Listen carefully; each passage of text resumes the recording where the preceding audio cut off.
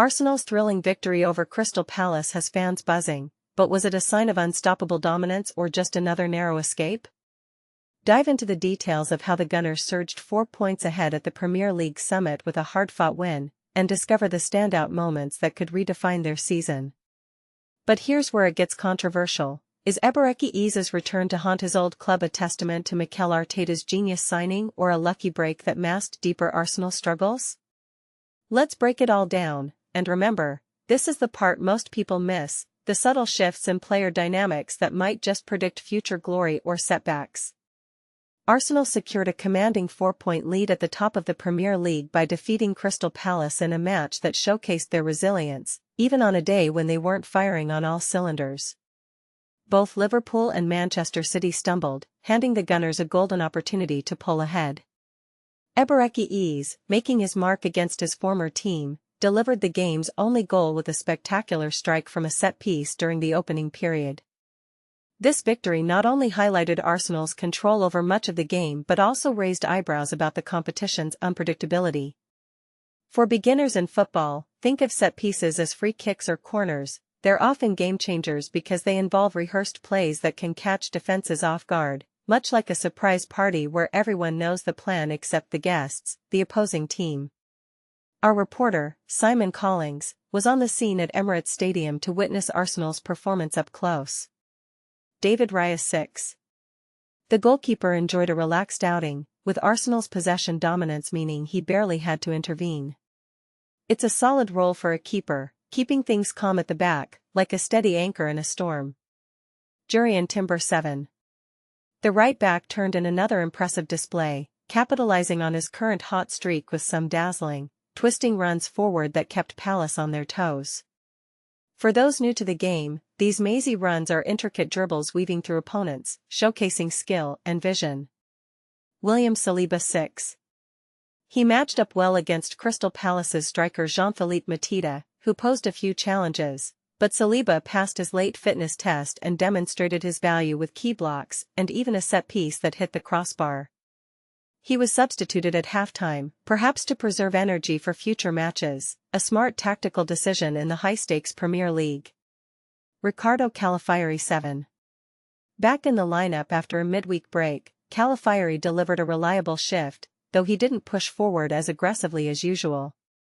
This balance is crucial. Defenders like him are the unsung heroes who prevent attacks while occasionally joining the offense, similar to a fortress wall that can also send out scouts. Eberechi Eze 7 star player. Arsenal's talisman for the day, Eze conjured magic to torment his old employers. His goal was a masterpiece, the kind of emphatic finish that justifies why manager Mikel Arteta brought him in for those sparkling moments of brilliance. But here's the debate: does his performance vindicate the hefty transfer fee, or is it merely a highlight reel moment amidst a season of inconsistencies?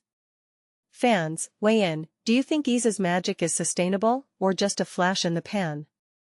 Martin Zubimendi 6. He had a couple of uncharacteristic sloppy passes, which is unusual for him, but in defensive duties, he effectively disrupted Palace's play. This highlights the pressure on midfielders to be precise, as one error can shift momentum, much like a chess move that risks the whole board.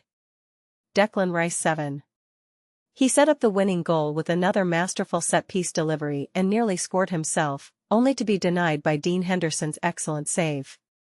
Rice's versatility as a midfielder who can create and threaten is a big reason Arsenal are soaring. Imagine him as the team's conductor, orchestrating both defense and attack.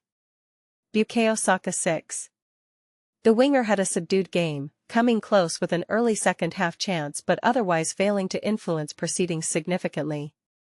For newcomers, wingers like Saka are expected to deliver pace and creativity on the flanks, and a quiet day might just mean he was marked tightly, setting him up for a breakout in the next fixture. Victor Gyökeres 6.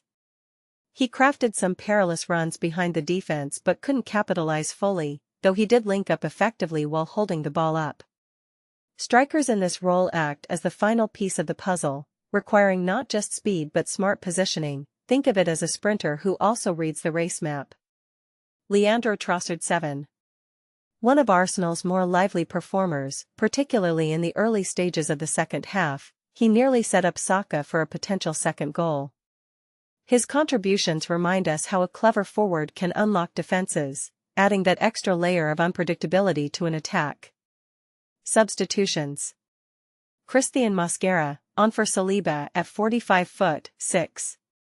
Stepped in earlier than anticipated and provided steadiness to the backline, adapting quickly to the defensive structure.